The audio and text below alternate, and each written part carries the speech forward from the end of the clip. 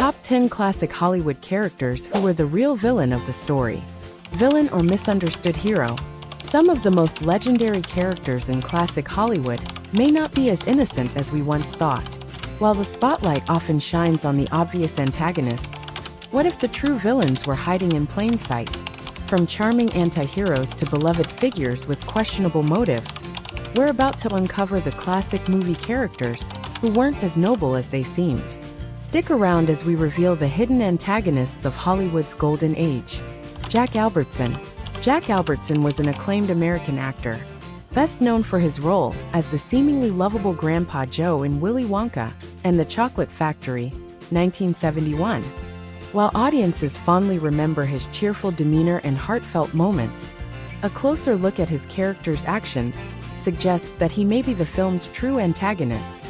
At first glance, Grandpa Joe appears to be a frail, bedridden old man who deeply cares for his grandson Charlie. He has spent 20 years confined to bed, living in extreme poverty with Charlie's other grandparents and overburdened mother. However, the moment Charlie wins a golden ticket, Grandpa Joe miraculously regains his strength, bursting into song and dance, "I've got a golden ticket," as if he had never been ill. This sudden recovery raises questions. Was he genuinely bedridden, or was he simply unwilling to work and support his struggling family? Once inside Willy Wonka's chocolate factory, Grandpa Joe continues to make dubious choices. He encourages Charlie to break the rules by drinking the off-limits fizzy lifting drinks, which nearly results in their deaths when they start floating toward a giant spinning fan. This reckless decision also directly causes their disqualification, as Wonka explicitly warns that breaking rules leads to consequences. Instead of taking responsibility, Grandpa Joe lashes out at Wonka, calling him unfair and vowing revenge, despite the fact that he himself pressured Charlie into wrongdoing. Jack Albertson, already an Oscar-winning actor by the time he played Grandpa Joe, delivered a performance so warm and charismatic that audiences overlooked these flaws. He had a long and successful career, winning an Academy Award for The Subject Was Roses, 1968, and starring in TV's Chico and the Man, 1974 to 1978. His ability to balance Grandpa Joe's mischievous side with his outwardly caring personality made it easy to miss the character's selfish tendencies. Over the years, modern audiences have revisited Willy Wonka and the Chocolate Factory with fresh eyes, and Grandpa Joe has become a controversial figure. Many online discussions highlight how his actions contradict his supposedly selfless nature. Memes and social media debates now frame him as lazy, manipulative, and opportunistic, making him a surprising candidate for the film's real villain. Dustin Hoffman. Dustin Hoffman delivered a career-defining performance as Benjamin Braddock in The Graduate, 1967, a film that positioned him as an awkward, but ultimately sympathetic protagonist. However, a closer analysis of his actions reveals a darker truth. Benjamin is not the naive victim he appears to be, but rather the real villain of the story. At the start, Benjamin is a recent college graduate, lost and disillusioned about his future. His initial awkwardness and vulnerability make him seem like an underdog, but his behavior quickly turns manipulative. He begins an affair with Mrs. Robinson, an older woman who, despite initiating their relationship, is deeply unhappy and emotionally fragile. Rather than showing genuine care for her, Benjamin uses her for his own gratification, never considering the consequences of their affair. His worst actions, however, come when he sets his sights on Elaine, Mrs. Robinson's daughter. Despite humiliating her on their first date, an act he orchestrates to end their relationship before it begins, he suddenly decides that he is in love with her. Rather than respecting her wishes or emotions, he becomes obsessed, relentlessly pursuing her even after she learns the truth about his affair with her mother. His selfish pursuit ignores Elaine's agency, turning her into a prize rather than a person with her own choices. Benjamin's most extreme act comes when he crashes Elaine's wedding, an over-the-top gesture that seems romantic on the surface, but is actually terrifying. Elaine is pressured into fleeing with him in the heat of the moment, but the film's iconic final scene, where their expressions shift from exhilaration to uncertainty, suggests that Benjamin's impulsive actions have only led to more destruction. His reckless, selfish behavior throughout the film causes chaos for everyone around him, making him the true antagonist of The Graduate. Sean Connery. Sean Connery defined the image of James Bond, portraying him as suave, sophisticated, and effortlessly cool. However, beneath his charm, Bond's behavior in Goldfinger, 1964, reveals a deeply problematic character, one whose misogyny, ruthless violence, and complete disregard for consent make him the real villain of the story. From the start, Bond exudes arrogance, treating women as disposable objects rather than equals. His interactions with Pussy Galore, one of the film's most iconic female characters, are particularly disturbing.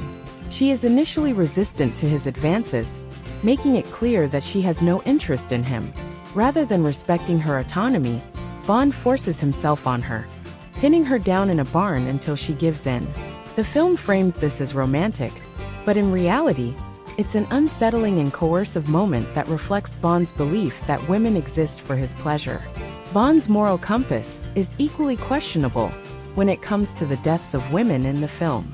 He barely reacts to the shocking murder of Jill Masterson, whose body is found covered in gold paint after she betrays Goldfinger to help Bond. Instead of showing guilt or remorse, he treats her death as a minor inconvenience. Later, he flippantly dismisses Tilly Masterson's attempt to avenge her sister, showing no concern when she is killed shortly after. Beyond his treatment of women, Bond's actions cause unnecessary destruction and chaos. He takes reckless risks, relying on luck rather than strategy. His decision-making often escalates the danger rather than neutralizing threats, making him as much a liability as an asset. While Goldfinger himself is an obvious villain, Bond's own actions are morally indefensible. Beneath his tuxedo and one-liners, he is not a hero. He is a dangerous, self-serving agent of chaos, whose presence only worsens the situation. Erich von Stroheim.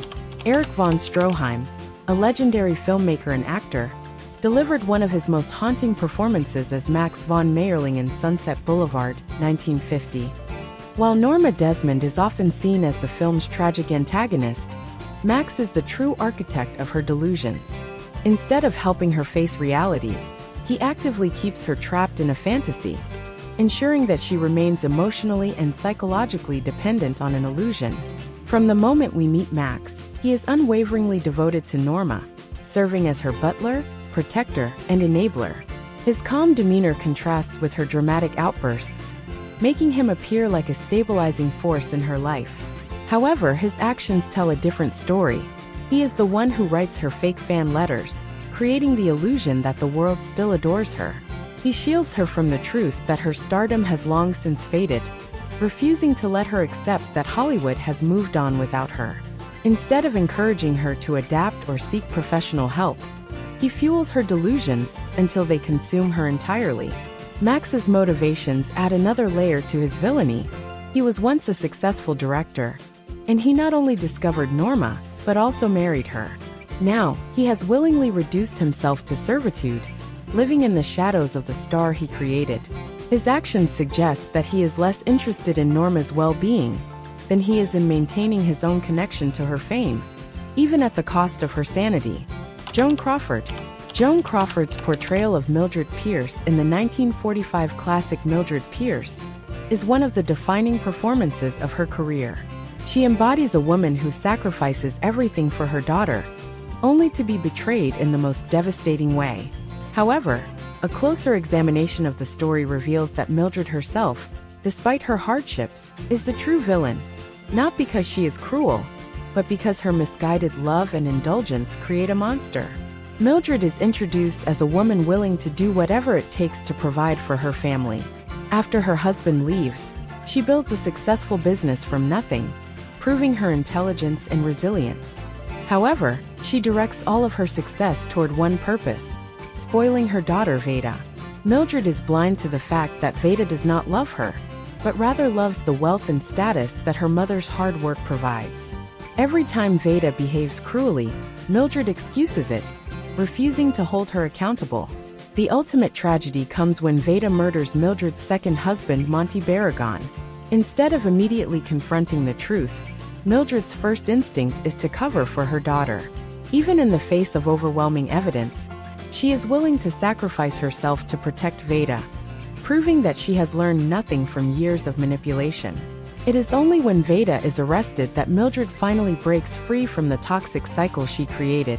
Joan Crawford's performance adds to the complexity of Mildred's character. She is not evil in a traditional sense.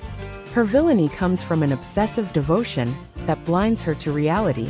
In her attempt to give Veda everything, she raises a child who values nothing.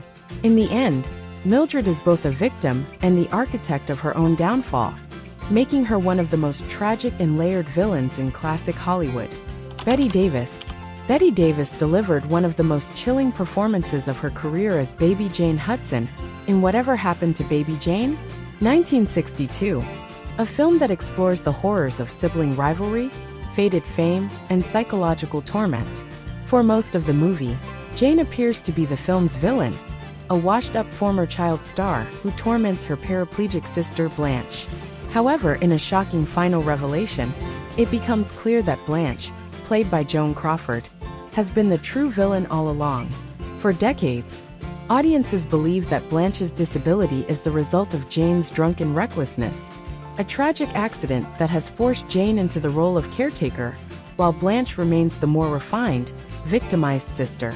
Jane, fueled by resentment and deteriorating mental health, isolates Blanche, starves her, and mentally tortures her, making it easy to see her as the antagonist. However, in the film's final moments, Blanche confesses the truth. She was the one who caused the accident, attempting to run Jane down in a fit of jealousy, but ending up crippled instead. To protect herself, she allowed Jane to live with the guilt, manipulating her sister for years. This revelation redefines the film's entire narrative. Jane's madness was not born out of pure cruelty, but out of a lifetime of blame, shame, and the guilt that Blanche imposed upon her. While Jane's actions remain undeniably horrific, Blanche is ultimately responsible for setting their dysfunctional relationship in motion. She allowed Jane to become the villain of their story, while hiding her own sins. In a film filled with cruelty and twisted emotions, the real monster is not the deranged baby Jane, but the seemingly innocent Blanche, whose deception destroyed both of their lives. Billie Burke. Billie Burke's portrayal of Glinda the Good Witch in The Wizard of Oz, 1939, is remembered as a beacon of warmth and guidance. However, beneath her sparkling exterior and gentle voice, lies a manipulative figure who arguably orchestrates the entire conflict of the film. While the Wicked Witch of the West is framed as Dorothy's primary antagonist, a closer examination suggests that Glinda is the real villain. From the moment Dorothy arrives in Oz, Glinda subtly controls the situation to suit her own purposes. She gifts Dorothy the ruby slippers immediately, knowing they are the key to returning home, but deliberately withholding that information. Instead, she sends Dorothy on a dangerous journey, instructing her to seek help from the wizard. Despite already knowing the wizard is a fraud, Dorothy faces flying monkeys, aggressive apple trees, and nearly dies in a poppy field, all while Glinda watches from a distance. Glinda's most shocking betrayal comes at the end of the film, when she casually reveals that Dorothy had the power to return home all along. Her excuse? Dorothy had to learn a lesson first. This revelation makes her earlier actions even more suspect. Was this entire ordeal just a test for Dorothy's character? If so, Glinda willingly endangered a young girl's life for the sake of a lesson that could have been taught in a much safer way. While the Wicked Witch openly threatens Dorothy, Glinda is far more insidious, using kindness as a tool of manipulation. She presents herself as Dorothy's ally, but controls every step of her journey, withholding key information until it serves her purpose. In the end, Glinda may wear the crown of a good witch, but her actions suggest that she is far from benevolent. John Cassavetes. John Cassavetes, known for his raw and naturalistic acting, played one of the most insidious villains in horror history as Guy Woodhouse in Rosemary's Baby, 1968. Unlike the outwardly sinister Satan-worshipping neighbors, Guy's villainy is subtle, making him the most dangerous character in the film. He is not a monster in appearance or behavior, but rather an everyday man whose ambition drives him to commit an unforgivable betrayal. At the beginning of the film, Guy seems like an average struggling actor, eager for a breakthrough in his career. He and Rosemary, his young and loving wife, move into a historic New York apartment, where they befriend their eccentric but seemingly harmless neighbors, Roman and Minnie Castvet.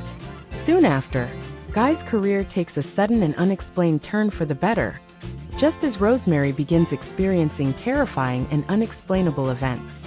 It is later revealed that Guy made a literal deal with the devil, offering Rosemary's womb as a vessel for Satan's child in exchange for professional success. He gaslights her at every turn, dismissing her physical pain, paranoia, and concerns as mere hysteria. Even when she begins to uncover the horrifying truth, he doubles down, ensuring that she remains isolated and powerless. His betrayal is not just physical but psychological. He does not simply stand by while evil unfolds, but actively facilitates it, lying to Rosemary and stripping her of autonomy over her own body. What makes Guy Woodhouse so chilling is his complete lack of remorse. He justifies his actions as a necessary sacrifice for his career, showing no concern for his wife's suffering. Unlike other villains in horror films, Guy is not a monster in the shadows. He is a monster in plain sight, making him one of the most terrifying antagonists in cinematic history. Clint Eastwood. Clint Eastwood's portrayal of Harry Callahan in Dirty Harry, 1971, cemented the character as an icon of tough, no-nonsense law enforcement. However, beneath the film's glorification of Callahan as a hero, a darker reality emerges. His methods are not just aggressive, but outright lawless, making him a greater threat than the criminals he pursues. While the movie presents him as a champion of justice, his disregard for civil rights and due process reveals him as the true villain of the story. From the very beginning, Callahan is established as a cop who does not play by the rules. He is quick to violence, often bypassing proper investigations in favor of brute force. His most infamous moment comes when he corners a suspect and delivers his now iconic, "Do you feel lucky?" speech. While it may be an entertaining piece of dialogue, it underscores his complete lack of respect for legal procedures. He is not interested in an arrest, only in exerting dominance. His most damning actions come when he violates the Fourth Amendment rights of the film's antagonist, Scorpio. Instead of following the law, he tortures the suspect to extract a confession, rendering it inadmissible in court. This reckless behavior directly leads to Scorpio's release, meaning Callahan's actions have not only failed to serve justice, but have actively endangered the public. Rather than acknowledging his failure, he becomes even more violent and unhinged, disregarding any form of due process in pursuit of his own brand of vigilante justice. What makes Callahan especially dangerous is the way the film glorifies him. His brutality is not condemned but celebrated, positioning him as the last line of defense in a world that, according to the film's perspective, has become too soft. In reality, his actions represent a dangerous ideology, one that suggests the ends justify the means, even when the means are as corrupt as the criminals he hunts. Vivien Leigh and Clark Gable. Vivien Leigh and Clark Gable are remembered for their iconic portrayals of Scarlett O'Hara and Rhett Butler in Gone with the Wind, 1939, a film that remains one of the most celebrated yet controversial classics in cinema history. While the movie frames them as passionate and ambitious figures navigating love and war, a deeper look at their characters reveals that they are not star-crossed lovers, but rather the true villains of the story. Their selfishness, manipulation, and moral corruption make them far more dangerous than any external antagonist. Scarlett O'Hara, played by Leigh, is introduced as the ultimate Southern belle, charming, beautiful, and determined to get what she wants. However, beneath her charm lies an unrelenting ruthlessness. She is willing to betray friends, deceive loved ones, and even marry men she does not love in order to secure wealth and status. She spends much of the film obsessed with Ashley Wilkes, a man she can never have, ignoring the destruction she causes in her pursuit of him. Even as war ravages the South, her primary focus remains her own advancement. When her first husband dies, she wastes no time manipulating and marrying her late husband's wealthy brother to maintain her financial security. She later seduces Frank Kennedy, her sister's fiancé, purely for economic gain, showing no remorse for betraying her own family. Rhett Butler, played by Gable, is no better. He is charming and intelligent, but entirely self-serving. From the beginning, he makes it clear that he is out for himself, working as a blockade runner to profit from the Civil War. He thrives in chaos, taking advantage of desperate situations to increase his wealth and power. His relationship with Scarlett is filled with manipulation, cruelty, and control. He mocks her struggles, undermines her independence, and ultimately forces himself upon her in one of the film's most infamous and unsettling scenes. While he claims to love Scarlett, his actions are often cruel and vengeful. He withholds affection from her, belittles her dreams, and when he finally grows tired of their toxic marriage, he walks away without a second thought, famously saying, "Frankly, my dear, I don't give a damn." Together, Scarlett and Rhett are a destructive force. Their love is not romantic but toxic, built on a foundation of manipulation and selfishness. They leave behind a trail of broken lives, including their own, as they continuously pursue their own desires at the expense of others.